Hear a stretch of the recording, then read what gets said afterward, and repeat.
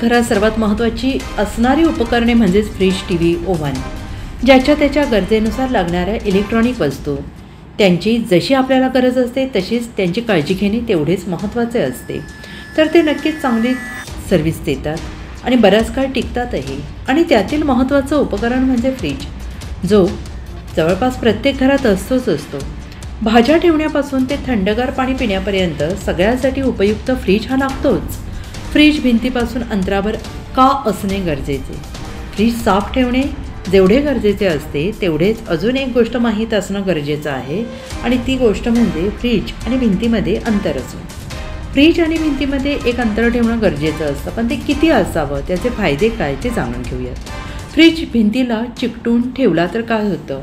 तर फ्रीज भिंतीला चिकटून ठेवणं योग्य नसून त्यात काही अंतर सोडणं आवश्यक आहे, कारण त्या अंतरामुळे रेफ्रिजरेटर स्वतःला थंड करणं शक्य होतं.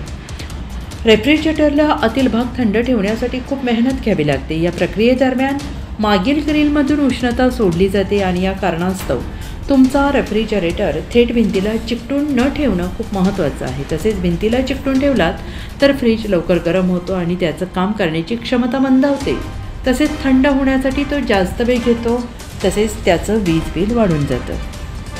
आणि यामुळे रेफ्रिजरेटरमध्ये मागील भिंतीपासून आणि वरच्या कॅबिनेटपासून 1 इंच अंतरावर दोन्ही बाजूनी किमान 1.5 इंच अंतरावर असावा.